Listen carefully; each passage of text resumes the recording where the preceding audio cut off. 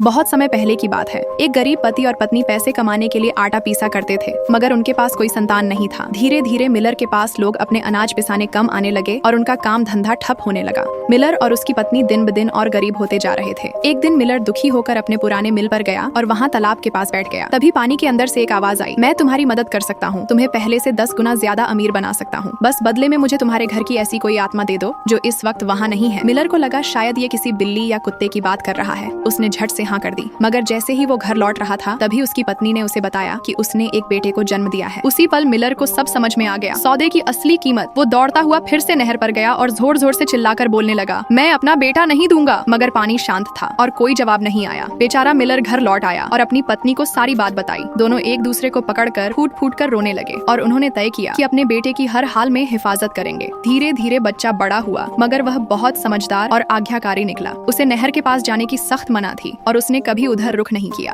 इस बीच पानी की आत्मा के सौदे के कारण परिवार अमीर होता गया। जब लड़का बड़ा हुआ तो उसे एक जंगल के रेंजर के पास काम सीखने के लिए भेज दिया गया। मगर कुछ साल बाद उसने रेंजर की बेटी से शादी कर ली। एक दिन वो जंगल में शिकार करने गया, तभी उसके सामने एक सुंदर हिरण आया। उसने तीर चलाने की कोशिश की, मगर हर बार हिरण गायब हो जाता। ऐसा 3 दिनों तक चलता रहा और मानो वो हिरण उसे कहीं खींचना चाहता हो। चौथे दिन वो सुबह सुबह निकल पड़ा। उसकी पत्नी ने जाते जाते उसे याद दिलाया, कृपया मिल की नहर के पास मत जाना। इस बार उसने झाड़ियों में छिपकर इंतजार किया और जैसे ही हिरण आया तो उसने तुरंत तीर मार दिया और हिरण की जान ले ली। उसने उसे साफ किया, मगर उसके हाथ और कपड़े खून से लथपथ हो गए थे। तभी वो हाथ धोने उसी नहर पर गया और अपना बैग और चाकू किनारे रखा और जैसे ही पानी में हाथ डाला तो पानी के अंदर से 2 विशाल हाथ बाहर आया और उसे अपने अंदर खींच लिया। इधर पत्नी उसका इंतजार करती रही, मगर वो लौटा नहीं और पत्नी का दिल घबराता रहा। तभी वो सीधा मिल की नहर पर दौड़ी। वहाँ उसने उसका बैग और चाकू देखा और सब समझ गई। वो नदी किनारे बैठकर फूट फूट कर रोने लगी और पानी से मिन्नतें करती रही, मगर कोई जवाब नहीं आया। तो वह थक कर वहीं सो गई। सपने में उसने एक बूढ़ी औरत को देखा जो जंगल के अंदर एक छोटे से घर में रहती थी। जब वो जगी उसे सपना साफ साफ याद था। वो सीधा जंगल की ओर चल दी और वाकई उसे वही घर और वही औरत मिली। उसने रो रो कर अपना दुख बताया। बूढ़ी औरत ने उसे एक कंघा दिया और कहा, पूर्णमासी की रात बाल खोलकर नदी किनारे बैठकर इन्हें संवारना। जैसे ही वो रात आई लड़की ने वैसे ही किया। तभी पानी में उबाल आने लगा और उसका पति पानी से बाहर आया, मगर कुछ बोले बिना फिर गायब हो गया। अगली बार बूढ़ी औरत ने उसे चरखा दिया और कहा, अगली सुबह पानी के पास बैठकर सूत काटना। उसने वैसे ही किया। इस बार पति कमर तक बाहर आया, मगर फिर भी कुछ नहीं बोला। तीसरी बार औरत ने उसे एक बांसुरी दी और कहा, बहुत दुखी होकर इसे बजाना। उसने दर्द भरी धुन बजाई और इस बार उसका पति पूरी तरह बाहर आया। लड़की दौड़कर उससे लिपट गई। तभी पानी में तूफान आ गया। लहरों ने दोनों को उठा लिया और अलग अलग दिशाओं में फेंक दिया। सालों बाद लड़की एक अमीर घर में रसोइया बन गई थी। वहीं लड़का अब एक सुअर चराने वाला था। एक दिन जब वो सुअर चरा कर ला रहा था, औरत उसी घर के लिए खाना लेकर बाहर आई और दोनों की नजरें मिली। दोनों एक दूसरे को पहचान गए। बहुत सालों बाद आखिरकार वो फिर एक हो गए और फिर वह कभी अलग नहीं हुए।